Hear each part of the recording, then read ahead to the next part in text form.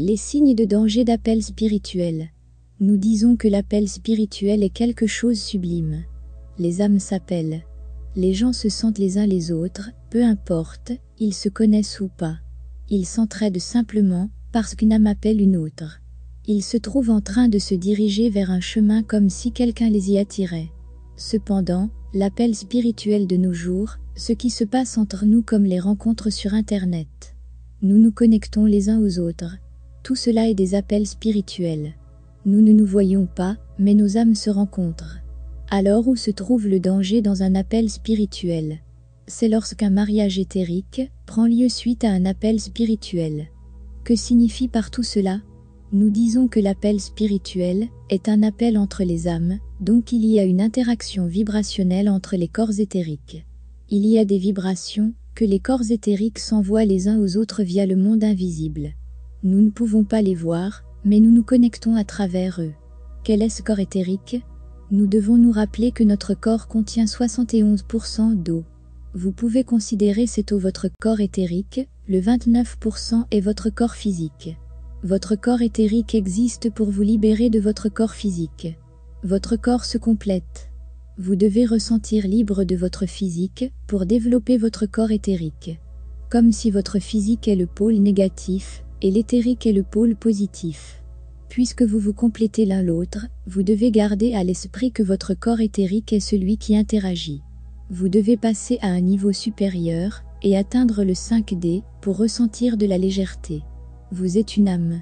Si vous interagissez incorrectement avec votre corps éthérique, par exemple, si vous vous connectez avec quelqu'un, avant tout, ne croyez pas que ce soit une coïncidence.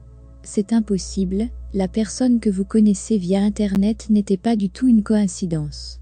C'est quelque chose qui vient de votre monde invisible. Votre corps éthérique vous l'amenez dans le temps et l'espace. Toutes vos pensées viennent de l'intérieur. Ce que vous voyez dans le temps et l'espace, votre monde réel, vient de l'intérieur de vous.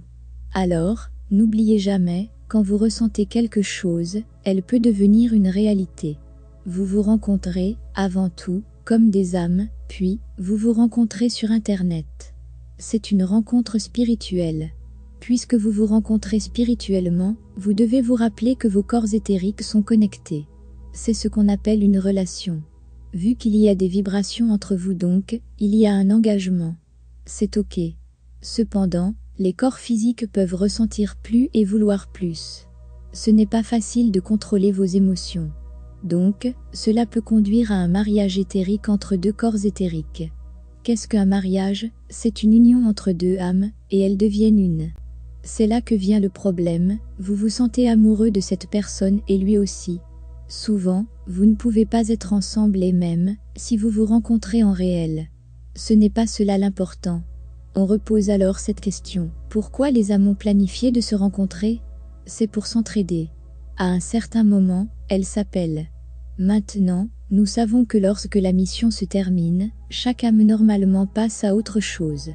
Nous venons ici sur Terre pour apprendre, pour passer d'une leçon à une autre, jusqu'à réussir à décoder nos vrais potentiels. D'autres âmes sont en train de nous aider. Ok, dès ce moment, nous sommes conscients de ce qui se passe à l'échelle spirituelle. Mais, nous sommes aussi des êtres humains. Que faire avec les liens d'attachement? Si nous sommes amoureux suite à un appel spirituel, et cela emmène à un mariage éthérique. Lâcher prise, du jour au lendemain, ce n'est pas aussi facile. Alors, allez-y, on apprend. Toute interaction entre deux personnes se fait via les corps éthériques. La plupart des relations via Internet peuvent conduire à un mariage éthérique. Puisqu'ils se rencontrent via des corps éthériques, qu'ils soient ensemble ou non, ils forment un couple, mais vous y êtes dans le mauvais sens. Vu que ce genre de mariage éthérique n'a pas de règles, il ne sera donc pas facile de rompre.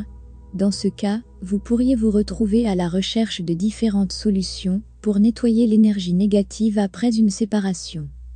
Le meilleur conseil, vous pouvez utiliser la visualisation.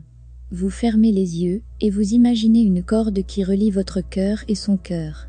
Vous prenez un ciseau et vous coupez ce lien. Il doit y avoir une vraie intention maintenant, je vous laisse partir pour de bon. Imaginez que vous tournez et revenez envers votre propre chemin. Ne restez jamais là, où il vous fait mal. Vous méritez le bonheur. s'il y a une séparation, et votre âme, votre intuition, vous dit que c'est fini. Donc, pardonnez, lâchez prise et avancez. Choisissez une vie meilleure, et vous allez voir ce que votre avenir cache.